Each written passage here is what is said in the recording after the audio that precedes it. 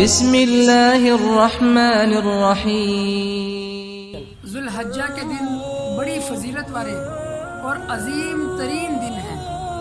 ان 10 دنوں میں اس اللہ رب العزت کے سامنے ہاتھ اٹھا کے دعائیں کیجیے اور معمول بنائیے، ہر روز کا معمول بنائیے اور تجربہ کر کے دیکھیے۔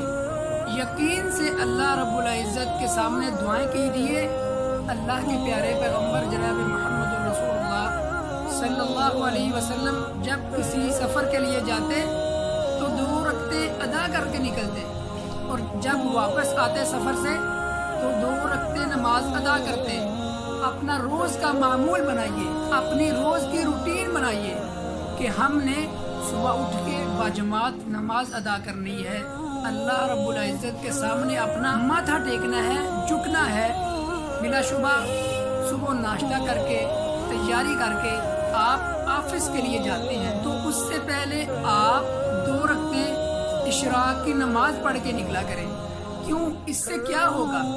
اللہ رب العزت کی طرف سے آپ پہ برکتیں نازل ہوں گی، آپ پہ بہت ساری رحمتیں نازل اللہ رب العزت کرے گا۔ 2 رکعتیں اشراق کی نماز پڑھ کے نکلا کریں، یقین جانیے آپ اللہ رب العزت کی طرف سے وہ رحمتیں اور برکتیں سمیٹیں گے جو آپ نے کبھی سوچا ہی نہیں ہوگا۔ آپ کے جسم میں پاور آئے گی۔ آج کل اکثر ڈاکٹر یہ لفظ بولتے ہیں کہ آپ ہائیجینک فوڈ لیا کریں۔ میں کہتا ہوں اگر روحانیت کو بوسٹ دینا ہے تو آپ صبح و شام کے اذکار پڑھ کے نکلا کریں، اور تھوڑی تھوڑی دیر کے بعد اپنے اللہ رب العزت کے سامنے، اپنے رب کے سامنے اپنا سر جھکا لیا کریں۔ یقین جانیے روحانیت ہمیشہ یونیک لیول پر رہے گی۔ اس لیے ذوالحجہ کے دنوں میں آپ کثرت سے اللہ رب العزت سے گڑ گڑا کے دعائیں کیجیے۔